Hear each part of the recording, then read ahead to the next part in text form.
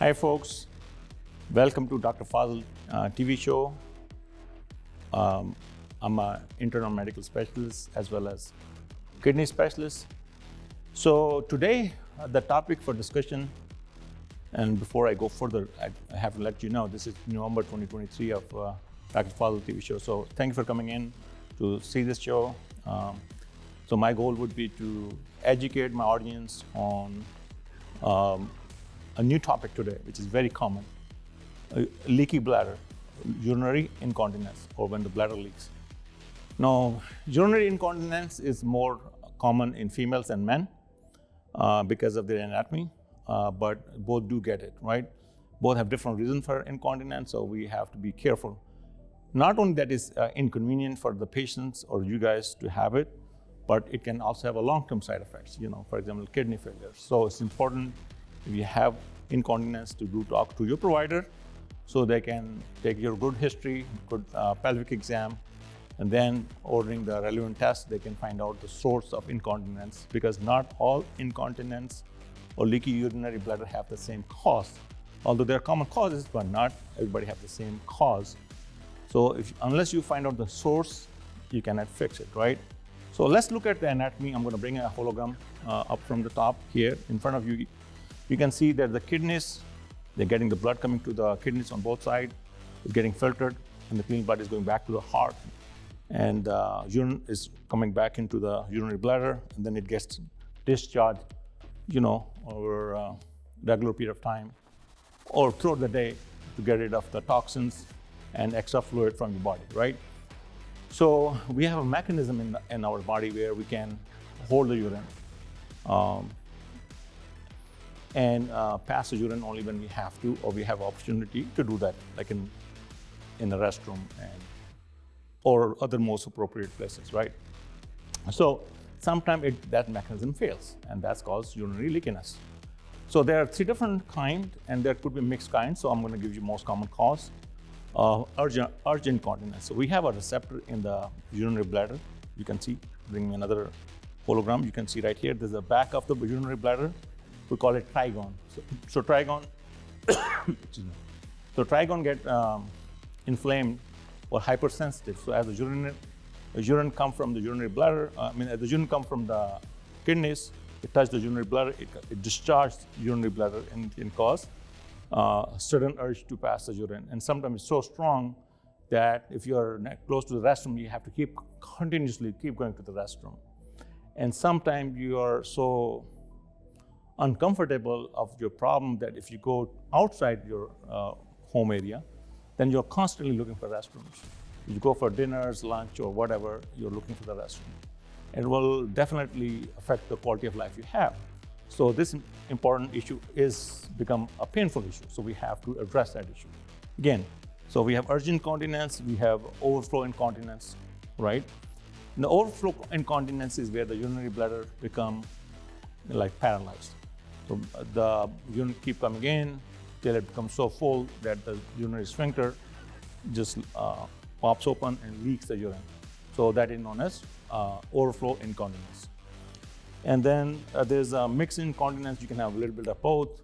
And then there's leakiness of the urine due to the sphincter not working. The sphincter become loose.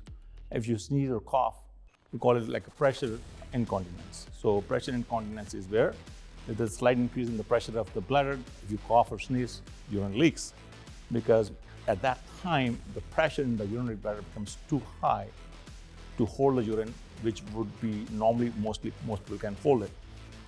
So again, as the source is different, the cause is different, the treatment is different. So let's talk about urgent incontinence, where your urinary bladder becomes too sensitive. It happens, right, with certain medical conditions, with diabetes, neuropathies. It can cause spinal cord injuries. It can cause both kinds, urgent incontinence or overflow incontinence. Urgent incontinence, your urinary bladder works too fast. In overflow incontinence, it does not work at all. In pressure incontinence, the sphincter which just leaks, it becomes weak, excuse me. And that's in the females. In men, mostly you have overflow incontinence because the prostate become enlarged and it would not let the urine flow through or empty the bladder all the way through. And constantly the men have to go to the restroom to have that feeling that they still need to empty. And they keep trying to empty it, but the prostate is enlarged, the treatment is different. They can have other kinds too, but they're rare. So mostly men have overflow incontinence. Female have urgent incontinence. That's kind of common scenario, but obviously there's some variation. The Dr. Fazil Show is now available to view at home on Roku devices and YouTube. Catch up on your favorite episodes right on your phone, available on YouTube and the BioFamily Clinic app. The Dr. Fazil Show is available in many doctor offices across Yuma, Arizona. Pick up your free copy of Health Tips magazine, available throughout Yuma, Arizona, or read our digital version at healthtipsmagazine.com. How you treat it? Well, first you diagnose it. So the diagnosis is based on good history. Take the good history, and based on the gender of the patient, you will find out what kind of patient have incontinence, and then you can, take some appropriate testing, and that could be a sonogram of the bladder.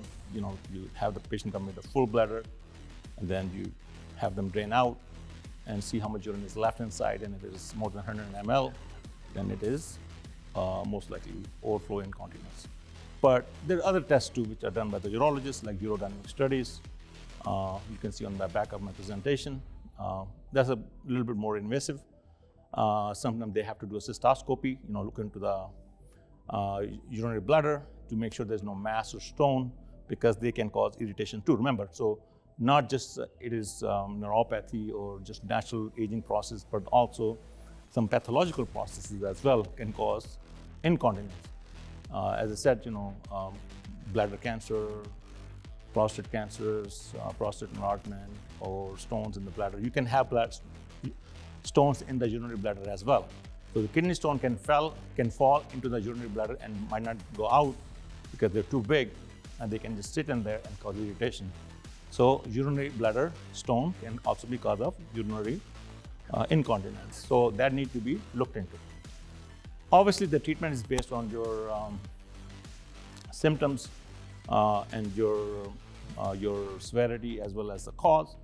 For urgent incontinence, we try to reduce the inflammation. If we want to make sure it's not infection of the urine, we check the urine for infection. If it's an infection, you treat it with antibiotics. If it is due to hypersensitivity, then we treat it with medication like oxybutinin. And then we want to make sure that it is appropriate dose. Then we do another sonogram to make sure the dose is appropriate, and that helps quite a bit. Sometimes you have a urinary bladder prolapse, so that's not going to get fixed by medication. That needs surgery. So then you will be seeing the urologist, so they can do a lift procedure, so bring the urinary bladder back to normal position, so it does not start to leak all the time. So that's difficult to treat with medication. In men, obviously, if you have overflow incontinence, we treat it with medication which reduce the size of the prostate. For example, Flomax or Hytrin that open up the sphincter of the urethra. You can see in this hologram, you see the urinary bladder. Right here, you see the prostate, and in front of the prostate is there's a sphincter which actually becomes narrow. So you use that medication, Hytrin or Flomax, it works on that level, and then it causes it to open up. So you can drain the bladder when you go to the restroom. I'm gonna let this hologram go. All right, so let's talk about what are the other options, right? Well, with time, when people get, I will hate to say the word older, but less younger, then they start to have atrophy of the urethra, especially in females. And lack of estrogen can cause it. So what we do, if there's no contraindication, for example, breast cancer or anything else, then they can use the estrogen cream to apply periodically or daily on the urethral area to improve the sphincter, and that can also help for that kind of incontinence, where the sphincter of the bladder become dysfunctional. Other option is PTN. PTN is known as posterior tubal nerve stimulation. That's one of the very good technology, where you come once a week for a few months, where the provider will stimulate the nerve at your ankle actually, and then that ankle nerve goes to your urinary bladder and cause it to constrict, and this constriction causes hypertrophy and improve the strength of the urinary bladder, right? So that's another option. Few non-medical treatments like timed urination, like go to the restroom at the time level. You can say, for example, 2 o'clock, 6 o'clock, 8 o'clock. Like you can see by time, even if you don't have an urge, you go to the restroom and empty your bladder. So it does not fire up when you're in the wrong place at the wrong time, right? And you don't have any restroom. So that might also help with your symptoms of incontinence. So timed urination, finding the source, fixing the problem.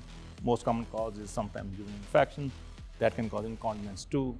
That's the source, fix that, and go from there. So ladies and gentlemen, folks, this was my few, I will say, my 10 cents on the urinary incontinence. So we'll talk more about other useful topic next time. Till the next time, Dr. Fazil Show.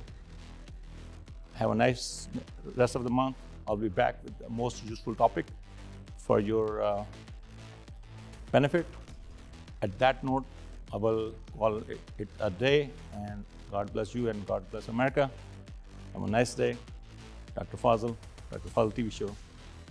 See you next time. Thank you.